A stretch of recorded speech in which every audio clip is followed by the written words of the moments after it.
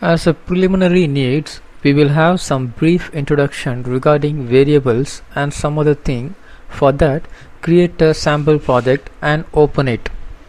Here, println with exclamation mark is a macro for print line command. Let's remove it. Let's learn some primitive data type. To create a variable in Rust, use the keyword let. Let I equal to 10 means it creates an integer variable I with the value 10.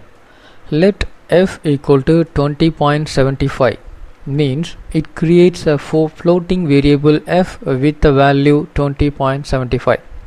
Let b equal to true means it creates a boolean variable b with the value true. And hereafter the variable I, f, b, some texts are added by the IDE. Those are data type names, that is I32, F64, bool or data types, and they are the inlay hints. These inlay hints are not stored in program. It's just a helper to us, and all statements in Rust program ends with semicolon. For string type, Rust have two variants, string slice or string literal and a wound string. All primitive data types are stored in stack and having fast retrieval and a defined amount of storage size, whereas the another type, wrapper types, are stored in heap and it may takes large amount of storage size, or it cannot be determined the size at compile time. There are many data types in Rust. In this video we will see it in brief only. We will cover data types in detail in later session. Here let s1 equal to str in Rust is a string slice or string literal. This is the primitive type of string. The string literal are stored within the program lines as a inline, so it is always referenced by its location address. Let s2 equal to string : from within the bracket string in Rust. Here the green color text string is a struct, like a class in other language. It's a wrapper type, and : is like a scope resolution operator in C++ to access its associated function. And after the : the function name from is an associated function for the struct string. This is one of the way to create string and string literal. In Rust there are plenty of ways to create variables strings. We will see them one by one. Let's print all variables value in the terminal using println macro.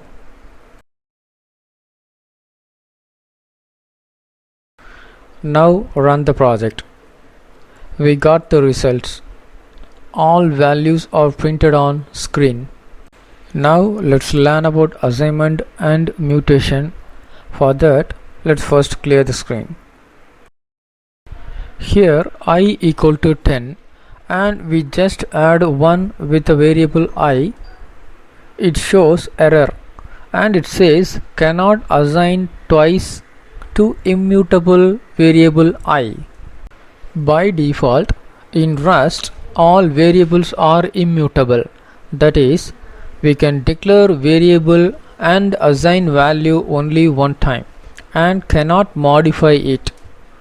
If we want to modify the value or want to reassign a new value to that variable, we need to add a keyword mute as a prefix of variable name declaration. Now we added mute. Still it shows squeeze line as warning. This warning shows by Clippy. It says that manual implementation of an assignment operation and replace it with I plus equal to 1. Let's replace it. Still it shows warning, that is I is never read like that. So just add print line statement for I.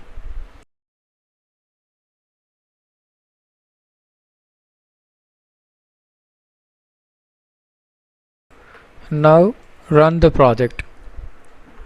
It prints as expected. Now let's see some of the ways to create string.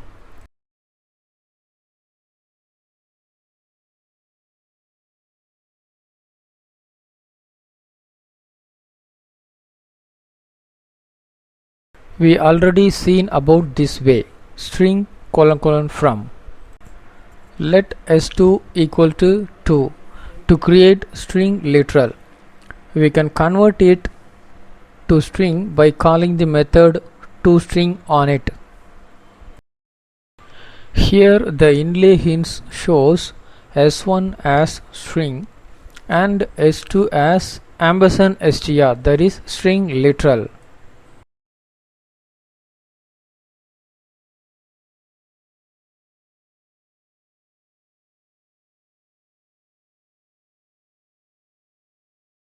Let s3 equal to 3, the string literal, and call the method toOwned on it and convert it as a string. The toOwned method simply copies the string literal on heap as a owned string, whereas the toString method do some formatting task, so it costs high compared to toOwned. Comparing toOwned and toString, the method toOwned is negligibly fast.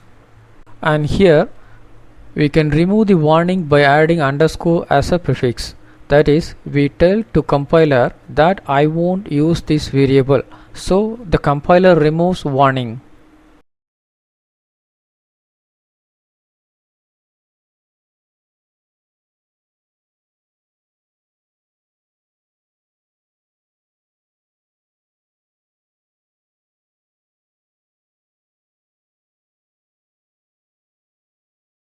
Now let's print all strings in one println macro and run the project. Next, let's create a string reference.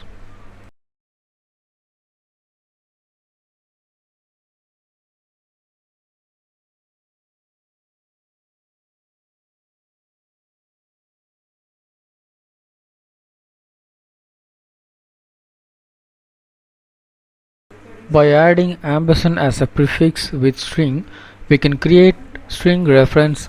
This is not a string literal. String reference is the address of the string which is stored in heap. String literal is the address of the string which is stored as inline of program code and kept in stack. Here double slash is single line command and slash asterisk and asterisk slash is used for multi-line command. Let's run the project to display string reference. Here s5 is string literal, six is a string. We can convert the string variable six into string slice using the method as str, and we can convert it as a mutable string slice by the method as mute str and stored it to s6 string slice.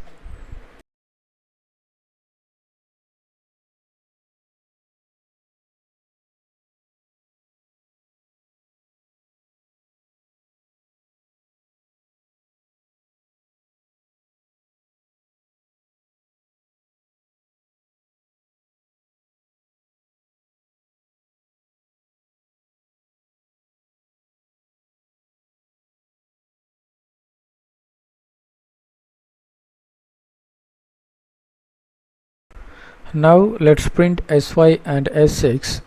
This is another way of printing method.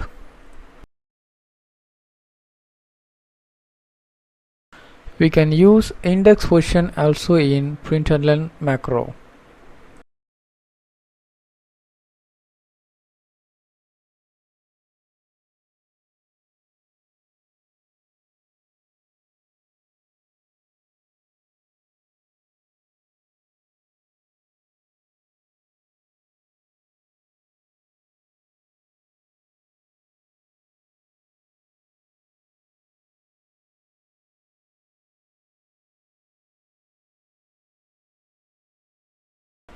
We can show or hide the inlay hint texts by pressing Ctrl Shift P in Windows and type inlay, then select toggle inlay hints.